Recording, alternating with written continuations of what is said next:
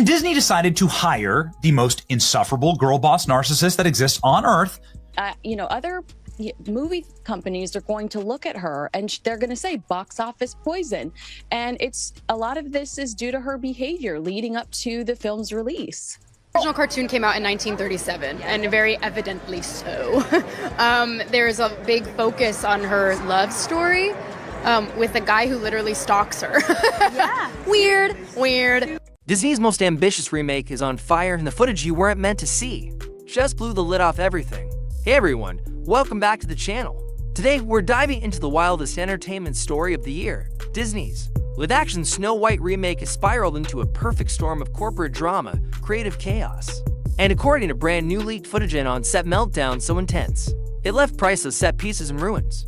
Buckle up, because this one has it all. FCC investigations, a ballooning $300 million budget, and the internet's newest lightning rod, Rachel Zegler. Let's unpack how a fairy tale reboot turned into Disney's latest nightmare.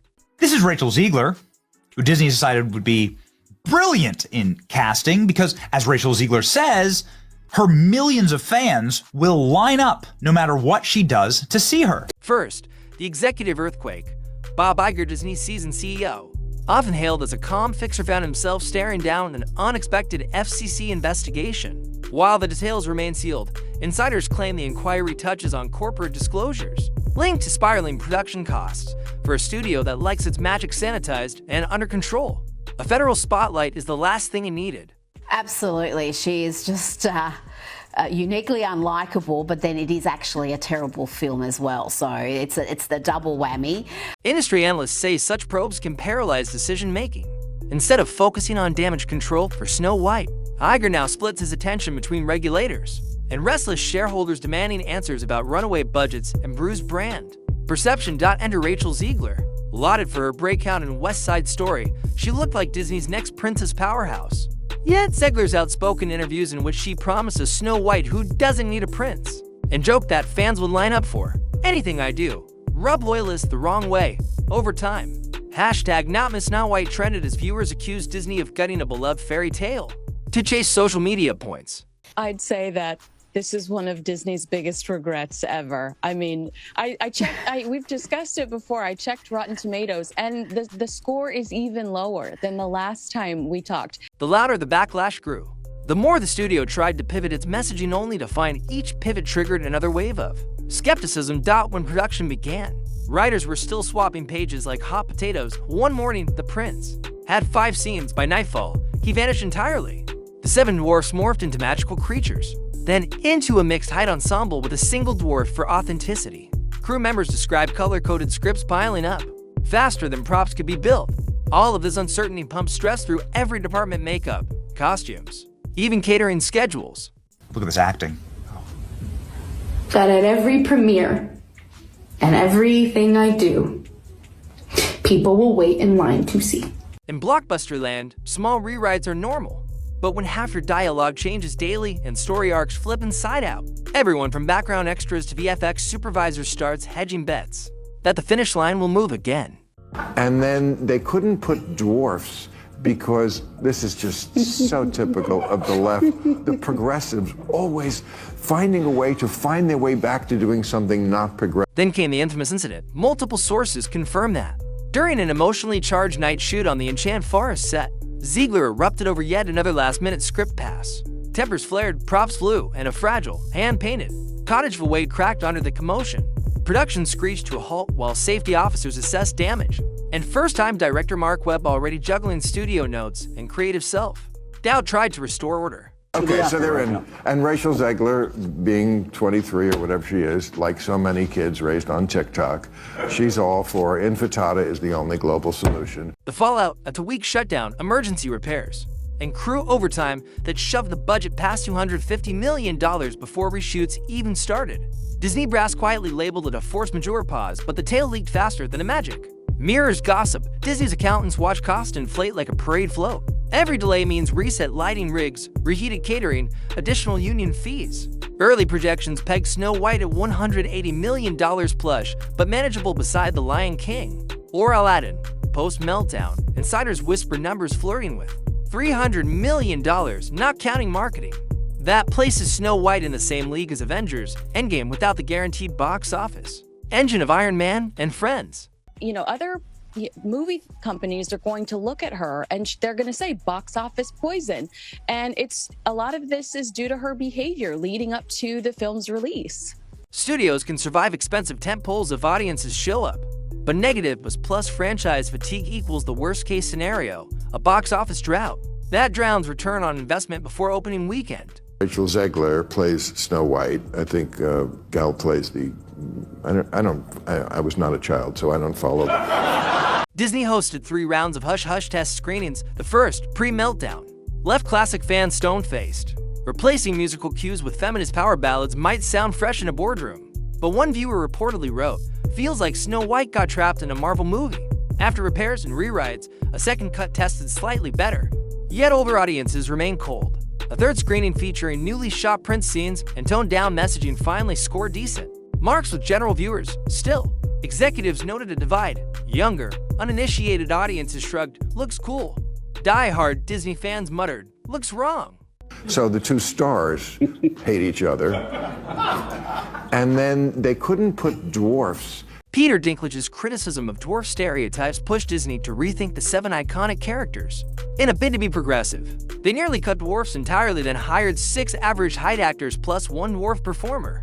Ironically, advocacy groups for the dwarf community protested, arguing that representation beats erasure. The push-pull between inclusivity and authenticity became a social media minefield, further muddling Disney's PR messaging. Progressives said, "The move didn't go far enough. Traditionalists said it went too far." This is just so typical of the left.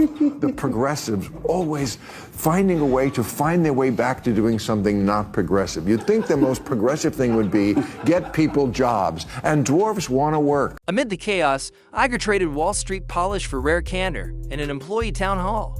He reportedly admitted that Snow White lost creative cohesion and overspent aggressively. While the transcript remains private, attendees leaked snippets painting a picture of a CEO determined to salvage the film, yet painfully aware of its Achilles heel, identity confusion. Is this a nostalgic musical or a modern action epic?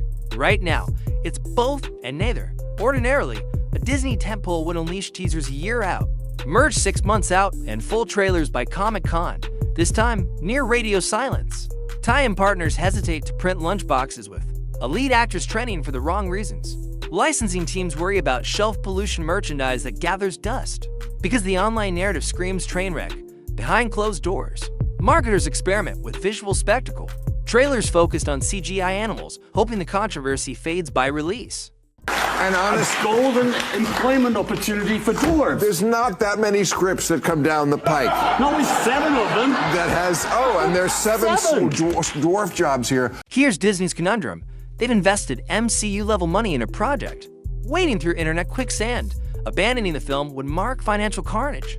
Rushing it could cement a PR disaster.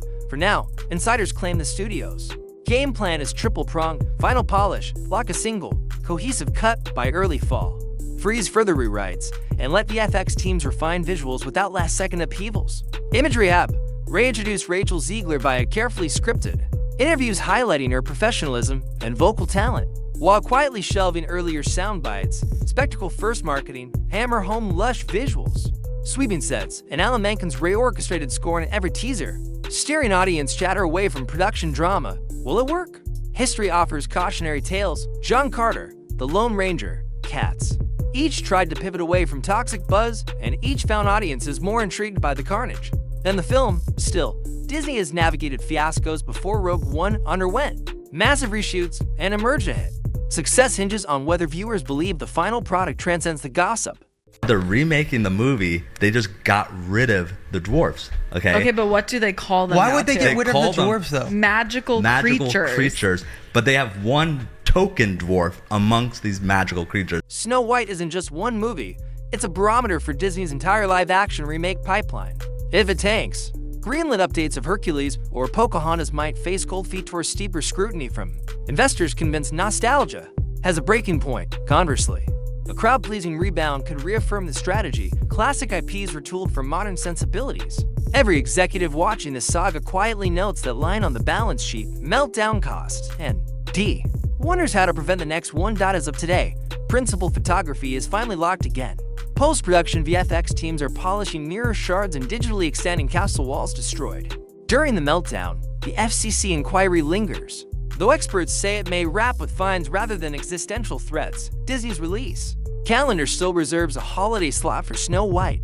Whether crowds will trade unpredictable headlines for theater tickets remains the billion-dollar mystery. Can you tell us a little bit about your version of Snow White? Yeah, I mean, Snow White is the girl you remember, but she's definitely made for the modern age, and there's such an emphasis on what it really means to be the fairest of them all. If you want the latest leaks, test screening buzz, or another twist in the Iger investigation, hit subscribe and ring the bell.